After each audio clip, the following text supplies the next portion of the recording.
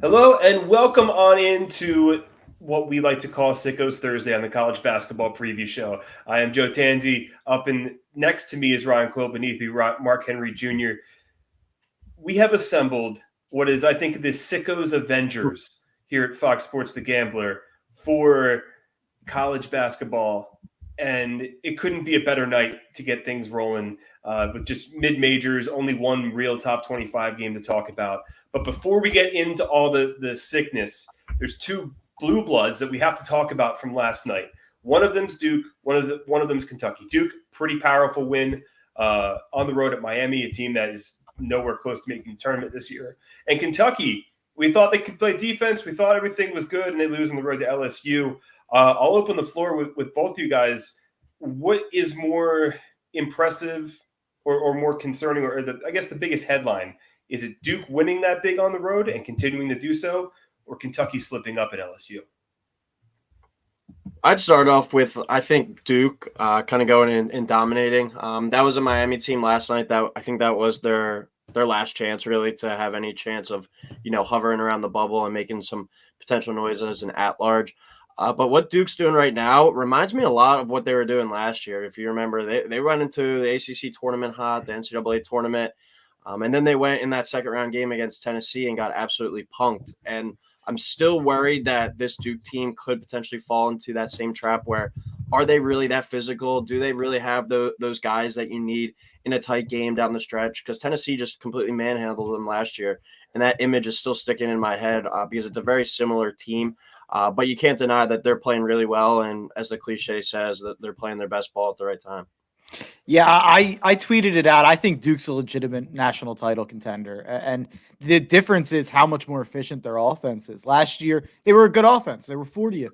But this year, they're 7th in terms of KenPom, at least. And the defense has been really good both years. That Tennessee game was – I felt like they got absolutely mugged in that game where Tennessee, like you said, just out-physicaled them. I think that's one of those games. And there are some of those teams for sure, definitely.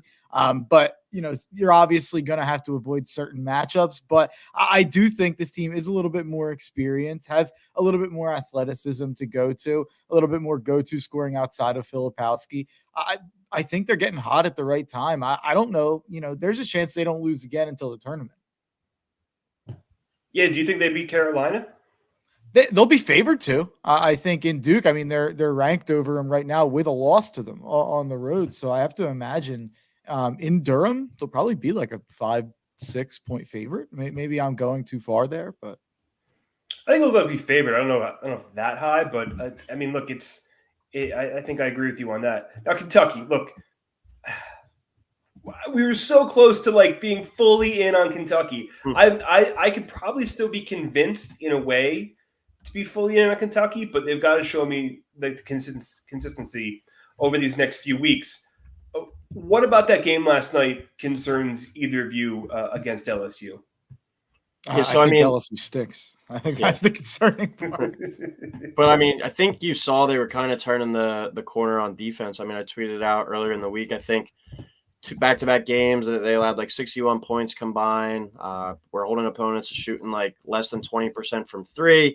And then they have obviously that big win at Auburn. Then it's a young team. They go to a team in LSU that's not really playing for anything, and they're Super Bowl pretty much on a random Wednesday night in February against a Kentucky team, and then they go out there and kind of lay an egg. They had a chance at the end, but it comes back to they didn't get the stop when they needed it most. Sure, it was a lucky little heave at the buzzer there, but still, it's what Kentucky team are you getting? And that's the biggest thing when you're trying to back them. I don't know which team's going to show up because after that, what Auburn did to South Carolina earlier in the week, I had no faith Kentucky would go down there and be able to hang in that game. I thought that was an easy double-digit win for Auburn. So I think that is the real biggest thing in college basketball this year is the lack of consistency from some of these top teams. Right when you think they're going well, like we're saying with Duke, they got a game at Wake Forest on Saturday. Do they go out there and lay an egg there? The inconsistency in college basketball this year has been the main theme. Yeah, and the thing with Kentucky, I've been really, really dismissive of Kentucky's chances. And I feel like when I was doing that, they were around 120th in defense. Now they're up to 77th in KenPom in defense. And I say up to 77th, like that's good, but it's up, near 40 plus spots from where it was just a couple weeks ago. So at this point, I'm not going to say that they're disqualifying from, going on any sort of a run, because you have Alabama with the 73rd defense. You have, Baylor with the 87th defense, ranked above Kentucky. Florida at 90th. Texas Tech around 66th. Like, there are other teams hovering around the 3 to 6 seed area that are in that same kind of boot with Kentucky, where it's, can they get stops? I just feel like I've watched too many games with Kentucky against opponents that I don't consider high level, where it feels like at the end of the game, they don't have a chance to get a stop. You're even if you have a bet against them, a bet on them, it just feels like you're hopeless when you're watching their defense at the end of a close game. So let's talk about tonight's slate. There's two massive trends, and I think all of us in some way or another are on them. And one against the spread, one to the total. I'll pull up the exact numbers because they are remarkable. And we'll start with the Minnesota Golden Gophers, 22-3 against the spread. I think we're all on them in some capacity tonight, which is usually the kiss of death. But the way I look at this, I'm on Minnesota. I think, Mark, you're on Minnesota. Brian, are you on Minnesota? Of course. All right, so we're all on Minnesota. We'll call it the squad ride and not make it seem so depressing that we're all on this in Ohio State money lines to pick. Look, I think in this matchup, Minnesota's been consistent enough. And the shine of the interim coach at Ohio State is gone. They beat Purdue. That happened. They got the bump. And Ohio State being Ohio State is now what we have in front of us. Plus, Minnesota's been a covering machine, and why stop betting on them? So I think that's at least my angle.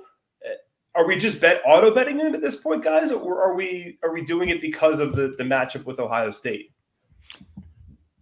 I mean, I think Minnesota, like they've shown a little bit, like they're not like a bad team. It's not like they're just getting lucky. Sure, they have a pretty poor resume due to the non-con, but they're still around there 500 there in the Big Ten. And they've been really good at home too, straight up and against the spread. I think it's 16-1 against the spread at home. I mean, obviously piggybacking off that 22-3 record, but I think Ohio State due for a big letdown, like you were saying, Joe, where the shine of the new interim coach kind of wears off. You just beat the number one team in the country in Purdue. And then, all right, now you got to go to Minnesota. How do you respond from that? Ohio State is still like a talented team, but they just weren't able to put it together with Holtman. But I think you like Minnesota in this spot tonight. And I've heard a lot of people on them, so it's kind of making me a little bit worried. But a lot of like guys, even Doug Kazarian on the Daily Ticket earlier today, he was saying that he likes them too. So it seems like a good spot and a fall flat type spot for Ohio State too. I real quick, I feel like at this point, when you're 22-3 ATS, like, you kind of just have to bet them, right, Mark? Yeah. Yeah, no, I've been riding Minnesota. I was actually just searching it on my Twitter. I tweeted about it on January 7th. About how I was drinking the Kool-Aid because of how much I've been betting them. I'm sure that I had some before that as well, but they've been a team that I've just been riding, and because I've been watching them so much, their late game offense is fun to watch, and you can rely on it. And I think that's part of why they've kind of been beating the trends and beating the against the spread numbers. And Dawson Garcia is such a good go-to guy when it comes to being a scorer at 6'11". He can go and get a bucket. And then not to mention, I mean, this comes to mind after watching, oh my God, Illinois blow that game last night. But Minnesota has a legit point guard in Elijah Hawkins, who averages 7.5 assists, which is second in the country.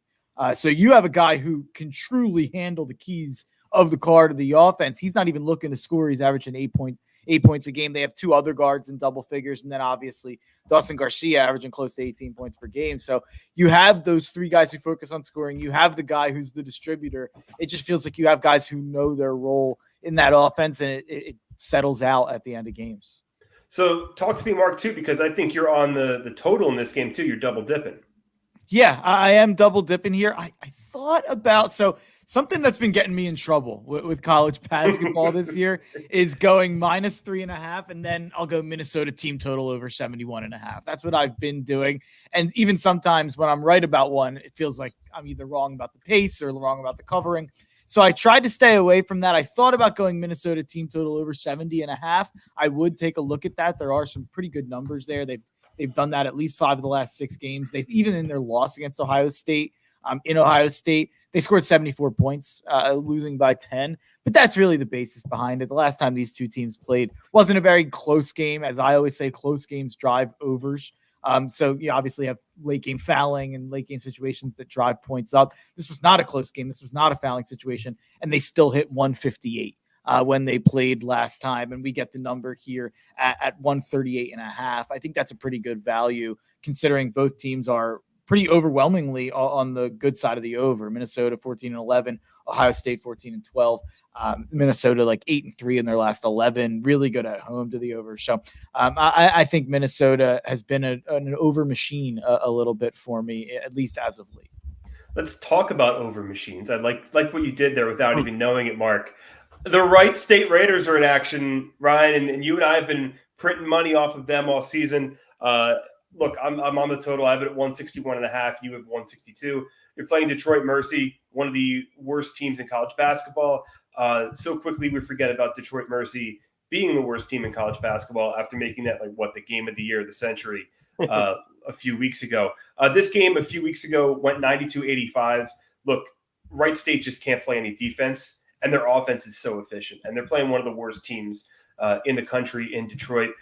Look, they're just flat out bad. And Wright State, their offensive metrics are insane. They played the 32nd best tempo, according to KenPom, 2nd in effective field goal percentage, 4th in 2-point percentage. This is a team that likes to push the ball, but they can't play a lot of defense. And that's what you need out of over teams. I think this is, correct me if I'm wrong, guys, the biggest contrast in offensive and defensive efficiency in the country.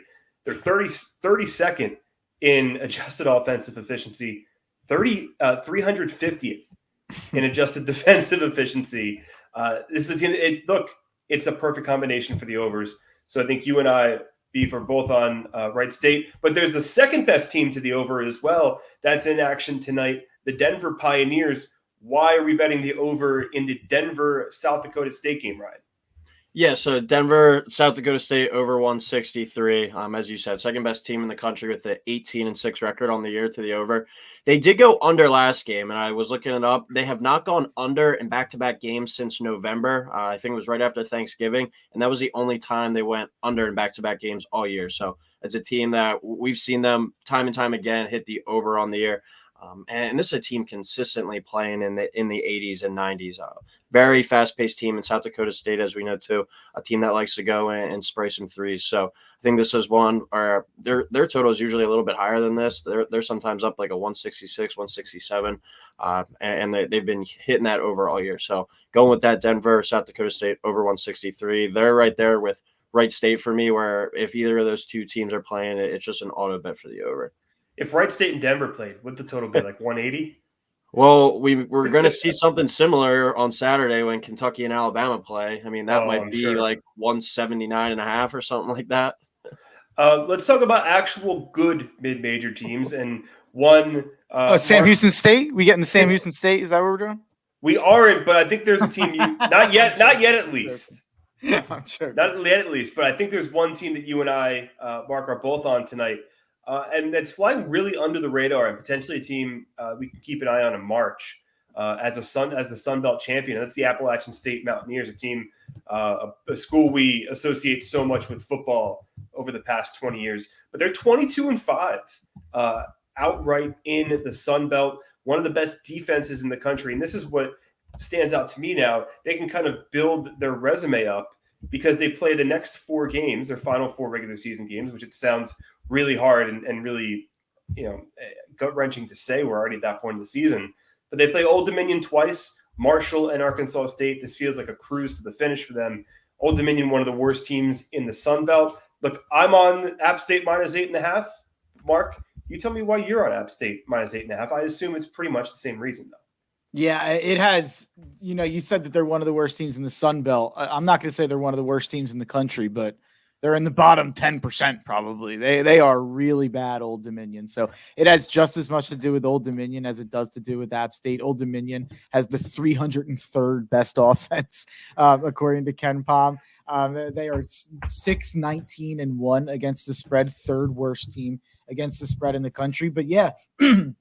Get a chance to see App State up close tonight. I think they're going to be a very popular 12/13 seed in the tourney. So the main reason that I like this matchup is because Old Dominion has been terrible in terms of rebounding the ball. App State hasn't been special in that department, but they've been average to above average. They are much, much better in terms of offensively and defensively. I expect them to beat up Old Dominion on the rebounds. And that's something I've really been focusing on the last week or two. And I feel like that's been kind of the basis of my successful bets is some of these teams, there's just such a massive gap in the ability to rebound. And, a lot of these teams we're seeing now run way more 3 or 4 guard sets than I think was popular when Jay Wright was doing it, when he was definitely one of the only people doing it at times. And there's just certain teams that have such a matchup advantage. And I think that's present here tonight. I think 8.5 is like 4 or 5 to a few points.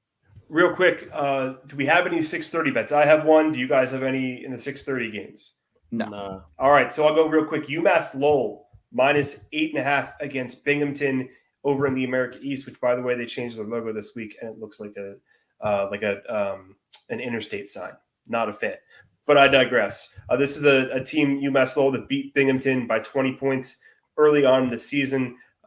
Not the best offensive team, but 7th in 3-point defense on KenPom. And Binghamton, when they've gone up against the better teams in the America East, have struggled. Lost by 20 to UMass Lowell early in the season. Only put up 49 points in a 13-point loss to Vermont, and only put up 69 points against Bryant. The top tier in the America East seems to be always pretty decent. And that's what we get with UMass Lowell. I feel like we're going to get UMass Lowell for first Vermont for like the 15th time ever in the America East Championship. But that's my 6:30 play. I want to raise you, Mark. I know we talked about poor teams.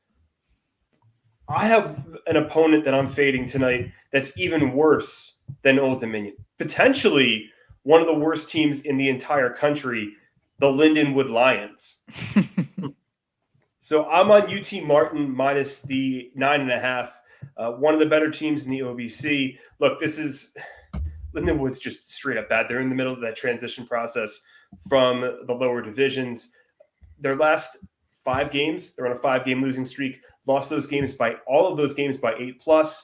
They've lost to Tennessee Martin by 9 already earlier in the season. And if you go back even to the start of conference play, their margin of loss is double digits many, many times. UT Martin should cruise fairly easily tonight against a Lindenwood team that I know we're throwing metrics out left and right. They're 354th and 356th in 3-point and 2-point offense. So pretty easy when it comes to fading them tonight. Ryan, let's talk about a game that both of you are on, but in different ways in the Pac-12. And it's not the game of the night. We'll get to that in a second. But Oregon and Stanford, a game that both of you are approaching from different angles. What's your angle with the Ducks and the Cardinal first, Beef? Yeah, I'm keeping it simple here. Stanford, Oregon, over 150.5. Stanford playing at home in this game, a 1.5-point favorite. They're 11-0 at home to the over as a favorite on the season. So I'm going to keep it simple with that. They have a very good offense pretty much each and every year under Jared Haas, but they can't guard a traffic cone. So I expect that to be a pretty high-scoring game. And Oregon's a team, too, that has shown the ability to score this year, hitting the over in about 56% of their games, I think it was. Mark, who's winning that game? I'm on Oregon. You ever have like a team you just can't quit? That's how I feel like I am with Oregon. Like, I have many of those. I just keep going back to them, and I watch their offense. I look at the stats. I look at these things, and I convince myself every time. This time I'm going in low confidence. This is a 1-unit play. This is a small play for me. But Oregon's 55th offensively. Stanford's all the way down at 85th, 109th in defense. Oregon's got an advantage there up in the 70s. I just think Oregon's the better team. I think you're getting a value here. I know it's on the road. I don't know if the Stanford alum were showing up crazy for the Stanford college basketball team down the stretch of this season. I think Oregon should be able to handle business against a Stanford team that's below 500. But yeah, I don't have much here. Oregon, Dana Altman has really kind of cost me a couple times here. This is kind of like my walk the plank game for Oregon. If they don't win this game, this is walk the plank time for Oregon. I will not be watching another Ducks basketball game.